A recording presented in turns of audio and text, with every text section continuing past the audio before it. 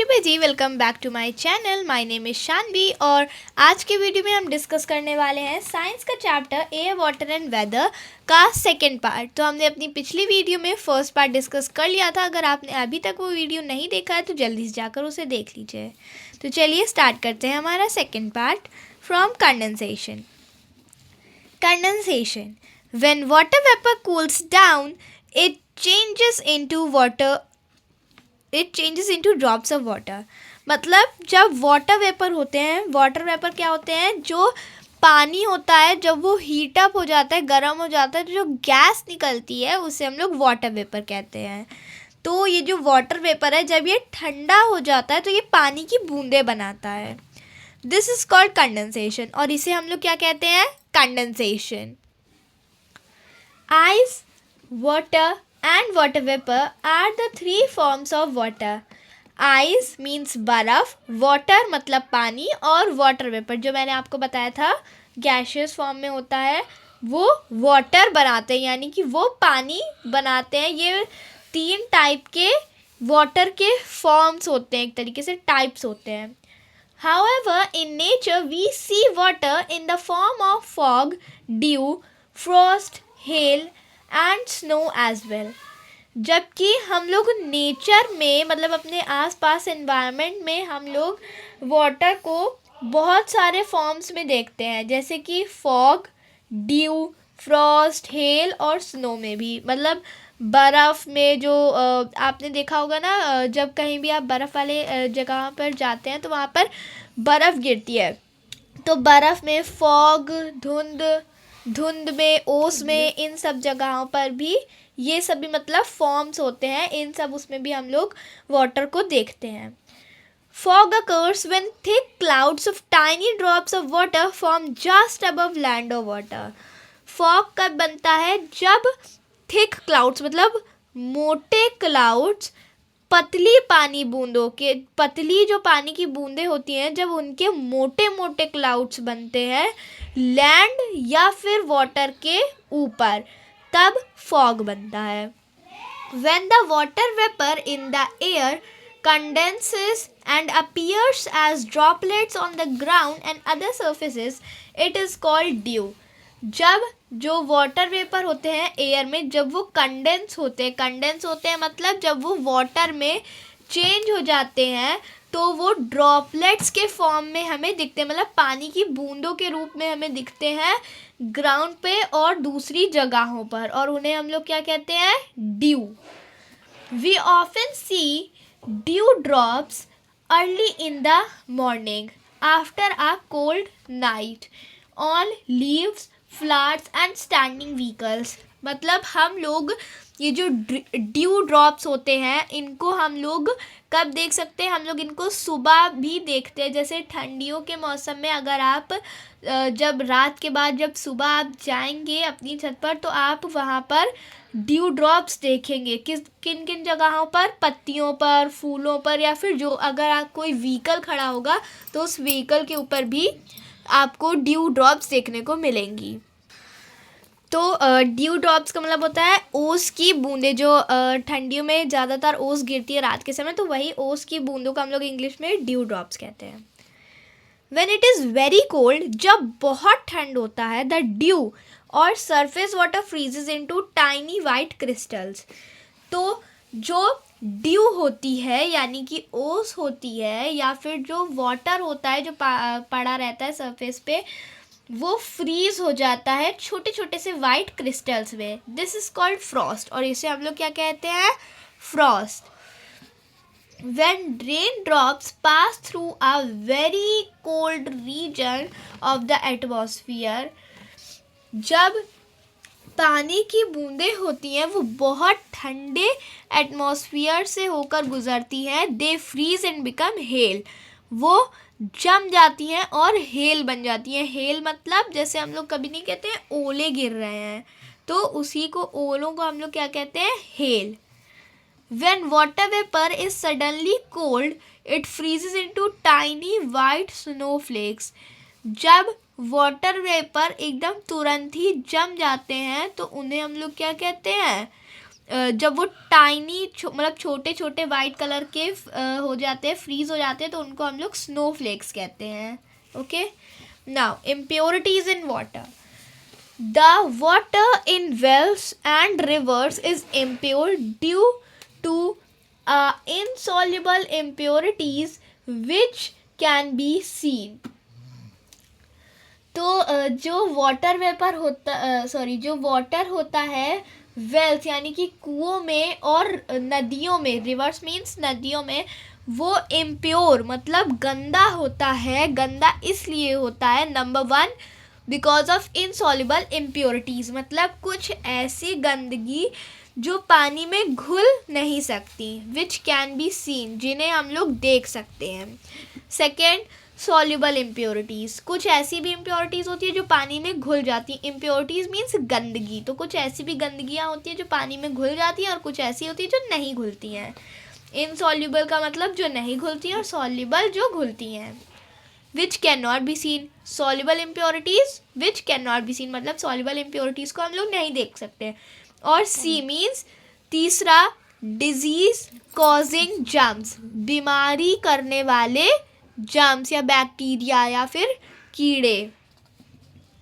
Purification of water. अब हम water को कैसे साफ कर सकते हैं.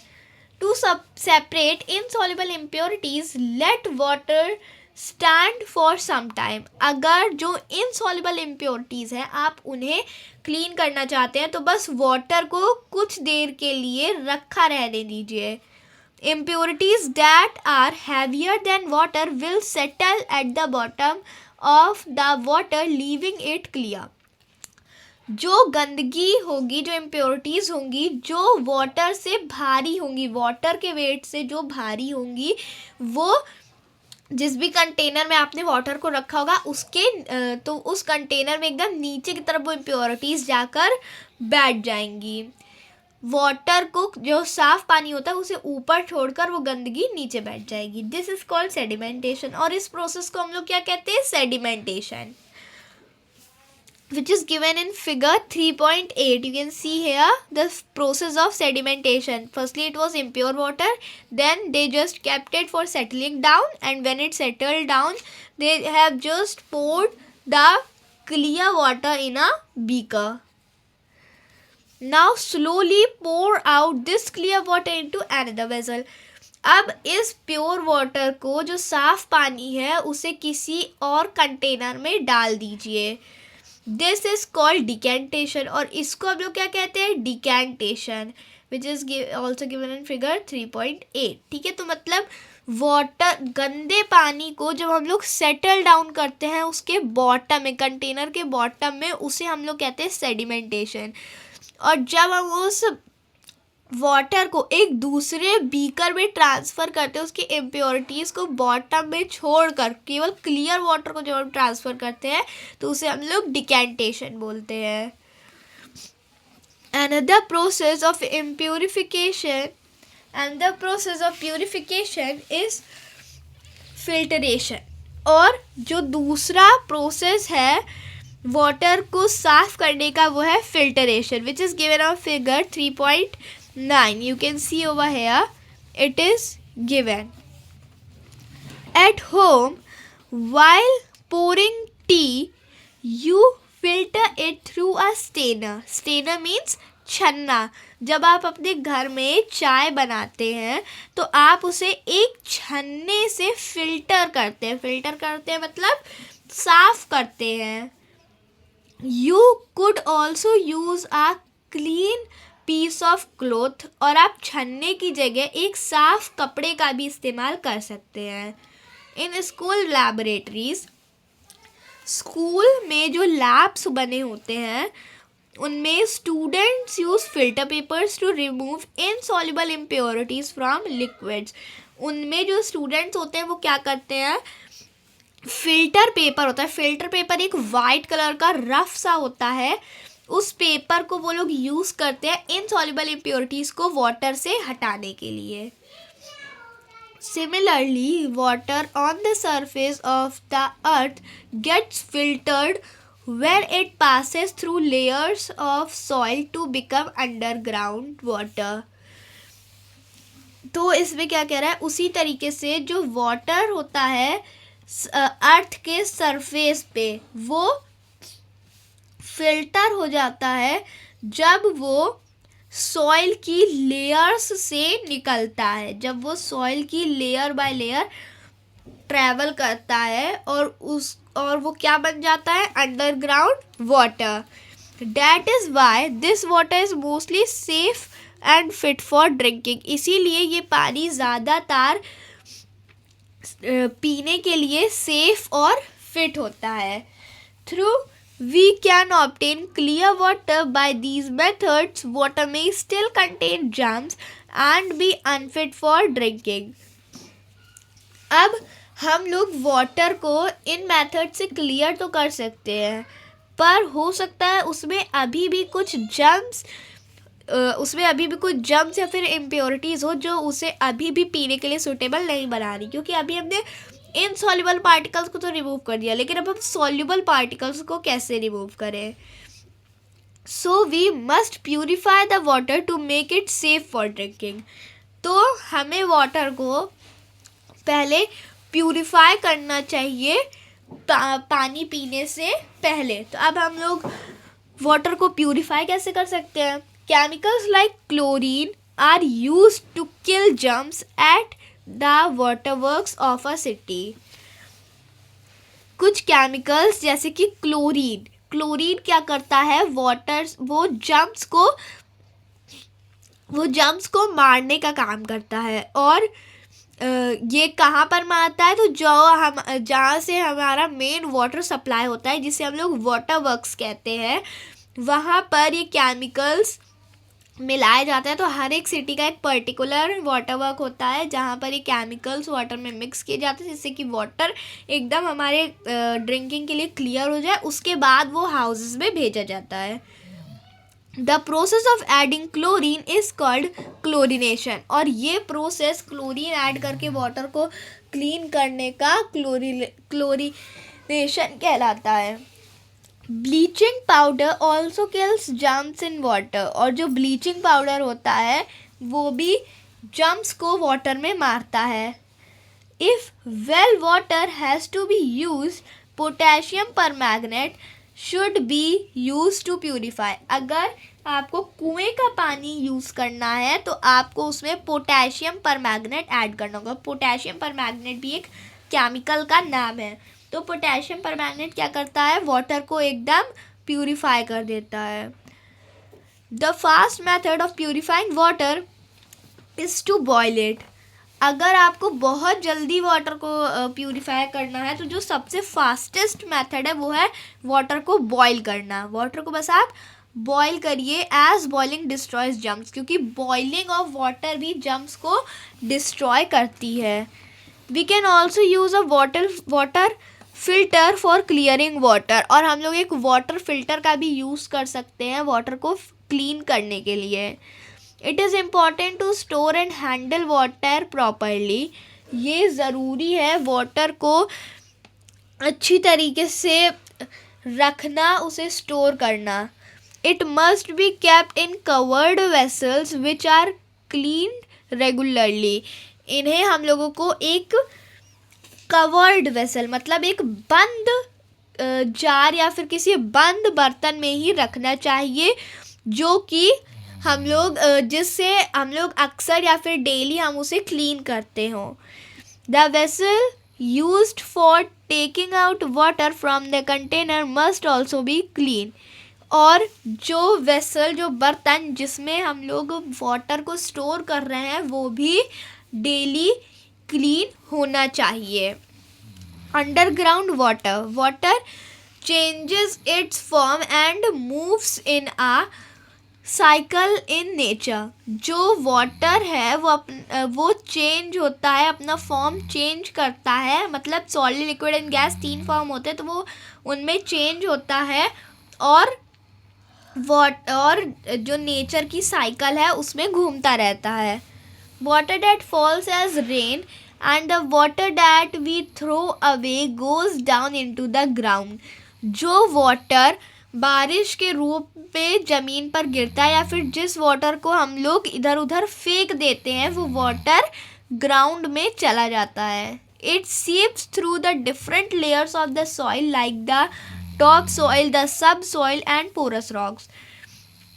ये वाटर क्या करता है, ये सॉइल की डिफरेंट लेयर्स से गुजरता है, अलग अलग लेयर्स से गुजरता है. कुछ लेयर जैसे कि टॉप सॉइल जो होती है वो सॉइल की सबसे ऊपर वाली लेयर होती है, तो सबसे ऊपर वाली लेयर को हम लोग टॉप सॉइल कहते हैं. द सब सॉइल, जो सब सॉइल होती है वो सेकेंड लेयर होती है. एंड पोरस रॉक्स, तो ये एक टाइप्स की रॉक्स होती है, तो इनके बारे में आपको डिटेल में हायर क्लासेस में पढ़ाया जाएगा. It finally settles below the porous rocks as it cannot pass through the non-porous rocks. तो ये जो पोरस रॉक्स होती हैं उनके नीचे जाकर सेटल हो जाता है, रुक जाता है, क्योंकि ये नॉन पोरस रॉक्स के नीचे नहीं जा पाता. नॉन पोरस रॉक से पास नहीं हो सकता ये. So there is a large storage of underground water. तो इसलिए अंडरग्राउंड वाटर की बहुत स्टोरेज है, क्योंकि जो नॉन पोरस लेयर्स हैं वो वाटर को पास अपने आप से पास नहीं करने देती, वो अलाउ नहीं करती. So we draw out this underground water from tubewells and wells. तो हम लोग ये जो अंडरग्राउंड वाटर इतना सारा स्टोर हुआ है इसको हम लोग यूज़ करते हैं, इसको हम लोग निकालते हैं ट्यूबवेल से और वेल से. ट्यूबवेल्स मतलब जो हैंड पम्प लगे होते हैं ना उससे, और दूसरा वेल्स मीन्स कुओं से. Places that are dry have less underground water. जो जगहें जहाँ पर सूखा पड़ता है, जो सूखी होती हैं, वहाँ पर अंडरग्राउंड वाटर कम होता है. The level of underground water in an area is called the water table. और जो वाटर लेवल, जितना वाटर लेवल अंडरग्राउंड वाटर होता है, हमारे अंडरग्राउंड जो मतलब अर्थ के अंदर जितना भी वाटर होता है जितने भी एरिया में, उसको हम लोग वाटर टेबल कहते हैं. Water is a precious natural resource. जो वाटर है वो एक प्रीशियस मतलब कि कीमती जो है नेचुरल रिसोर्स है. नेचुरल रिसोर्स मतलब नेचर के द्वारा दी गई एक रिसोर्स है. We should use it carefully. हमें इसे सावधानी से इस्तेमाल करना चाहिए. We should not waste water. हमें पानी वेस्ट नहीं करना चाहिए. सो इसी के साथ हमारा चैप्टर एंड होता है. आई होप आपको अच्छे से समझ में आया होगा. तो चलिए अब हम लोग इसकी एक्सरसाइज डिस्कस करते हैं. So tick the correct answers. Changes in the weather are caused primarily due to. जो वेदर में चेंजेस होते हैं, जो मौसम में बदलाव होते हैं, वो ज़्यादातर किसकी वजह से होते हैं? सन, क्लाउड्स, रेन या wind. Come on, what is the answer? Sun. Weather में जो मोस्टली चेंजेस होते हैं वो सन की वजह से ही होते हैं. Clothes take a long time to dry. जो कपड़े होते हैं वो ज़्यादा टाइम लेते हैं सूखने के लिए. कब? When the weather is windy. जब हवा वाला वेदर होता है, हवा वाला मौसम होता है. या फिर व्हेन एयर इज़ वेट. जब हवा गीली सी होती है. When the temperature is high. जब टेम्परेचर बहुत ज़्यादा होता है. या when the air is dry. या फिर जब एयर सूखी हुई होती है. सो the answer is when the air is wet. क्योंकि जब हवा गीली होगी तो हमारे कपड़े सही से नहीं सूख पाएंगे, उन्हें सूखने में टाइम लगेगा. The process of changing of liquid water into water vapor is known as. So liquid water को water vapor में चेंज करने के प्रोसेस को हम लोग क्या कहते हैं? सो द आंसर इज़ इवेपोरेशन. क्योंकि वाटर जो होता है जब हम उसे हीट करते हैं, गर्माहट देते हैं, तभी वो वाटर वेपर में चेंज होता है. तो उसे हम प्रोसेस को क्या कहते हैं? Evaporation. Which of the following is not a way of purifying water. इन सब में से कौन सा वे वाटर को प्यूरिफाई करने का नहीं है? Sedimentation. Yes, sedimentation is the method of purifying water. Chlorination is also there, filtration is also there, but cooling was not there. So the correct answer is cooling. Frost is formed when it is, Frost कब बनती है? जब बहुत hot होता है, windy होता है, raining होता है, या फिर very cold. So the answer is very cold. Now second exercise, change the underline words to make correct statements, rewrite the correct statements in your notebook. So ये एक्सरसाइज आपको अपनी नोटबुक में करनी है. मैं यहाँ पर आपके साथ एक बार ये डिस्कस कर लेती हूँ. The season changes from day to day. क्या season day to day change होता है? No. So the correct answer will be weather. The weather changes from day to day. A flame burns downwards. क्या आग नीचे की तरफ जलती है? No, upwards. Warm air is heavier than cool air. जो वार्म एयर होती है वो कूल एयर से भारी होती है? नहीं, क्योंकि वार्म एयर हमेशा डाउनवर्ड्स जाती है और कूल एयर हमेशा अपवर्ड्स जाती है. तो जो भारी होगा वो नीचे जाएगा. अगर वार्म एयर भारी है तो फिर वो ऊपर क्यों जा रही है? So this answer is wrong. So the correct answer will B right. Warm air is lighter than cool air. In coastal areas, warm air blows towards the land during the day. जो coastal areas होते हैं, means coast के side वाले जो areas होते हैं, क्या वहाँ पे वार्म एयर ब्लो करती है? लैंड क्या वहाँ पे वार्म एयर ब्लो करती है लैंड की तरफ डे के समय? No, cool air blows from land during the day. दिन के समय लैंड से कूल एयर ब्लो करती है. When it is very cold, the dew freezes to form hail. जब बहुत ठंड होती है तो क्या ड्यू फ्रीज होती है हेल बनाने के लिए? No. So the correct answer will frost. So second one, the process of adding chlorine in water to kill germs is called sedimentation. No, it is called chlorination. So the correct answer will be chlorination. Now answer in short. What do you mean by weather? आप weather के बारे में क्या जानते हैं? So you can write that the weather is the condition of the atmosphere surrounding us at a particular time in terms of temperature, atmospheric pressure, wind and moisture. So this will be the answer of this question, and it is given in your book also. How is condensation different from evaporation? So this you have to write by your own. What are the two types of impurities in water? Water में two types की impurities कौन सी होती हैं? Soluble and insoluble.